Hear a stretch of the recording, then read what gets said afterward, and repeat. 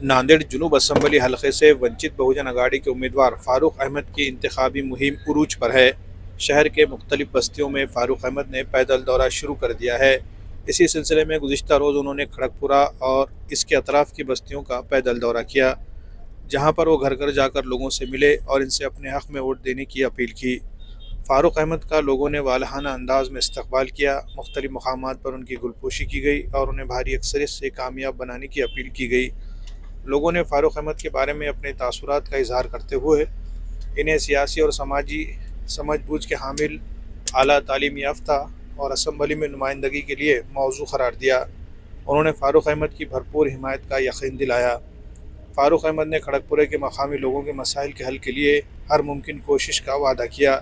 इस पैदल दौरे में पार्टी कारकुनों के साथ साथ मकामी लोगों की भी कसीर तादाद ने शिरकत की।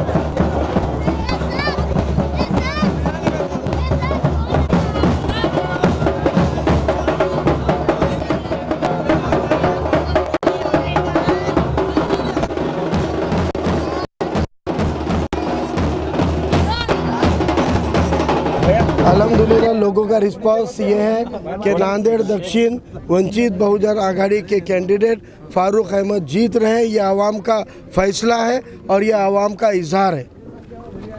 मतलब ख़ास तौर पे मुस्लिम, दलित सभी इलाकों से आपको अच्छा खासा रिस्पांस देखने को मिल रहा है। और एक तरफ ये खड़गपुरा जो है फारूक अहमद का गढ़ कहा जाता है, तो इसकी क्या वजूहत है? उसकी वजह यह है कि खड़गपुरा ये मेहनत कशों की बस्ती है।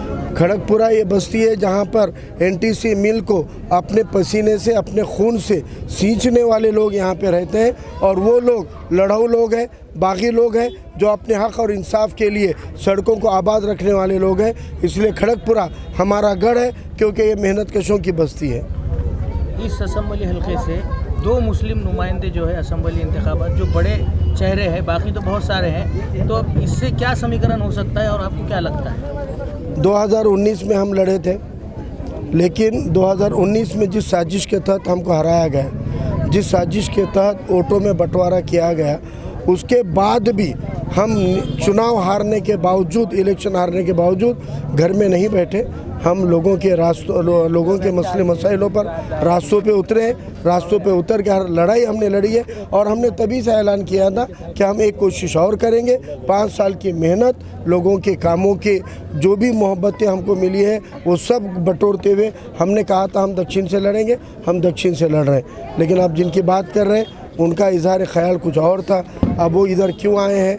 फिर वो खुद बता रहे हैं कि वो इलेक्शन जीतने के लिए नहीं आए। हम इलेक्शन जीतने के लिए लड़ रहे हैं, लेकिन कोई हमको हराने के लिए आ रहा है तो आवाम बहुत समझदार है। इंशाल्लाह आवाम खुद उसको समझ लेगी और इंशाल्लाह आवाम ही उसका जवाब देगी। सर, इसके अलावा यहाँ का सबसे बड़ा संगीन मसला जो है यहाँ की ज़मीन का है। इससे कबल आप वंचित में नहीं थे, लेकिन आपने इस मसले के लिए एहतजाज किए थे।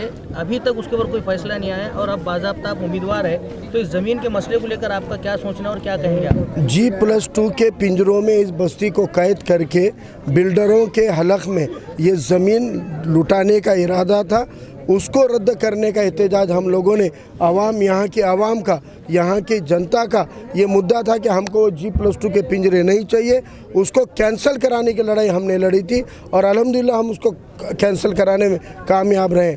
लेकिन क्योंकि ये जो मसला है ये एनटीसी कॉरपोरेशन से जुड़ा हुआ है, इसलिए इस मसले को उठाने के लिए हमको सदन में जाना पड़ेगा, हमको पार्लियामेंट में जाना पड़ेगा, हमको असेंबली में आवाज़ उठानी पड़ेगी। स्टेट गवर्नमेंट अगर मदाखलत करती है तो जैसे हिंदू मिल की ज़मीन डॉक्टर बाबा साहब अम्बेडकर के स्मारक को दी जा सकती है, तो इंशाल्लाह असेंबली में आवाज़ उठाई गई, ताकत से अगर ये इशू को उठाया गया तो इंशाल्लाह ये ज़मीन, जिसकी ज़मीन है, जिसका घर है, उसको उसकी 7/12 या PR कार्ड बनाने का इख्तियार ये लड़वा कर दिलवाया जा सकता है। हम चाहते हैं कि हमको अगर नुमाइंदगी का मौका इंशाल्लाह मिल रहा है, उसमें हम खड़गपुरे के बस्ती को, इनके घर को इनके नाम पर करने की लड़ाई।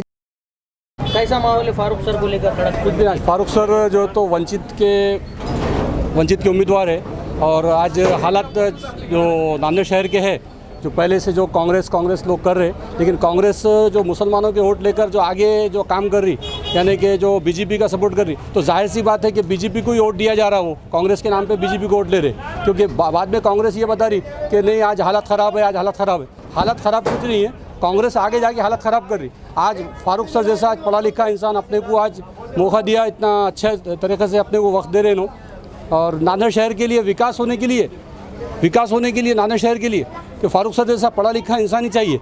जो लोग जो शाइनिंग मार रहे कि मैं ऐसी ड्रेसिंग में आ रहा हूँ, मैं ऐसा करके आ रहा हूँ, वैसा कुछ नहीं हो रहा, क्योंकि जो आज हालात ये है कि उधर के साइड में 70 सीट को जो टिकट दिया गया, जो फिरोज लाला साहब ने जो कुर्बानी दी अपनी कि भाई आज मैं टिकट नहीं लड़ता हूँ, लड़ने वाला इंसान रहता तो अपक्ष भी लड़ सकता था, लेकिन वो वाकई ओरिजिनल पठान है रोहिला, जो वाकई घर को बैठकर अपने आराम से बैठ गया घर को कि भाई मैं नहीं लड़ूंगा क्योंकि एक मेरा भाई लड़ रहा। यहाँ पर ऐसा हो गया कि आज फारूक सर जैसा इंसान लड़ने के बाद में जो अपने अपोजिशन के अंदर में लोग अपने भाई की पैर टांग खींचने के लिए आ रहे हैं।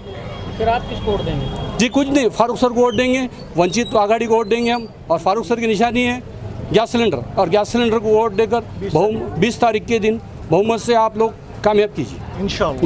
क्या बोलना चाहेंगे? क्या अपना फारूक अली अहमद साहब को चुन के देने का हमारा सबका इरादा है क्या, और सब यहाँ उनके लिए ही ताकत लगाएंगे और बिल्कुल उनको चुन के ला के देंगे।